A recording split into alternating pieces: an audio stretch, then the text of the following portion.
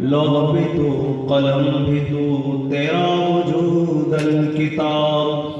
گنبد آب کی نرم تیرے محیط میں ہوا،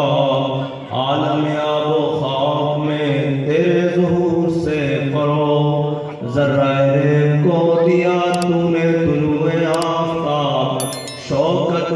سنجر و سلیم تیرے جلال کی نمود، فقر جنید و بایزید تیرا جمال بے نقاب، تیری نگاہ ناز سے دونوں مراد پا گئے، عقل غیاب و جستجو، عشق حضور و احترام،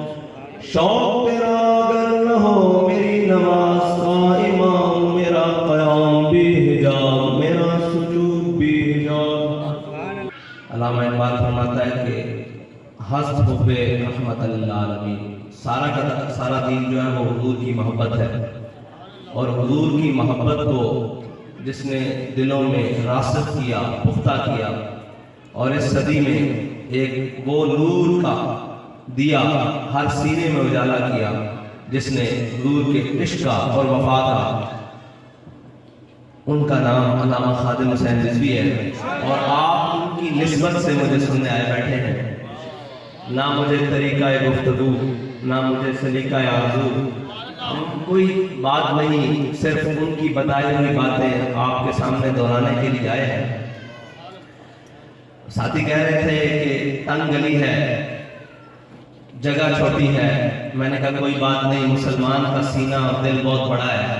اس کے اندر حضور کی محبت سمائی ہوئی ہے۔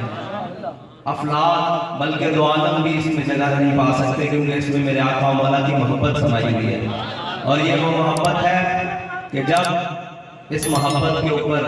کوئی عشق کی ضرب لگے، کوئی عشق کی بات ہو تو یہ دل فوراً مچل جاتا ہے۔ میں نے کہا جگہ کی وسعت اور تنگی کا خیال نہ کریں، یہ دیکھیں کہ آگے بیٹھے کون ہیں۔ انہی تنگ گلیوں کا ایک باسی آج سے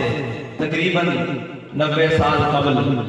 غازی المدین انہی تنگ گلیوں سے خنجر لہراتا ہوا راجپال کی طرف گیا تھا۔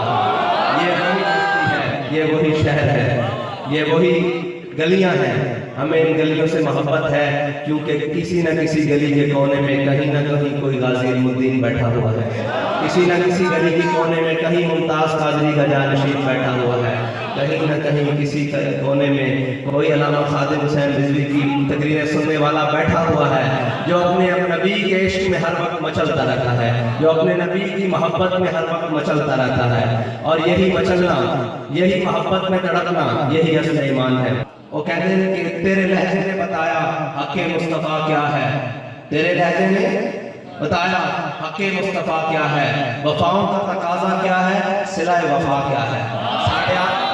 ساڑھے قائد محترم نے اپنی زندگی حضور دے نام تے جا کے، حضور دی ناموس تے ختم نبوت تے پہرا دے کے دسیا کہ وفا دا تقاضا ہے وے، تے مالکہ نے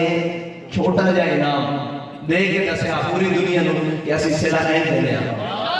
صلہ این دینے ہیں۔ کل ساتھی کہہ رہا سن کہ تواڈے کول اندازن کتنے لوگ آئے ہوں گے فاتحہ پڑھن واسطے؟ میں کہ یار ساری زندگی بھی لوگ آتے رہے نا، میری زندگی جتنی گزرنی اتنے لوگوں نال میں فاتح نہیں پڑھ سکتا جتنے لوگ جنازے چاہیں، نہ انہوں کا شکریہ ادا کر سکتے ہیں۔ میں کہ شکریہ اس واسطے ادا نہیں کر سکتے، نہ میں انہوں نے جانتا نہ وہ میرے جانتے، وہ صرف ایک وجہ نہ آئے کہ یہ حضور دے سچے عاشق سن۔ میں کہ صرف تسی دعا ہے مانگو کہ وہ جس وجہ نال نسبت نہ آئے اللہ وہ نسبت ساری نسلت کی سلامت رکھے،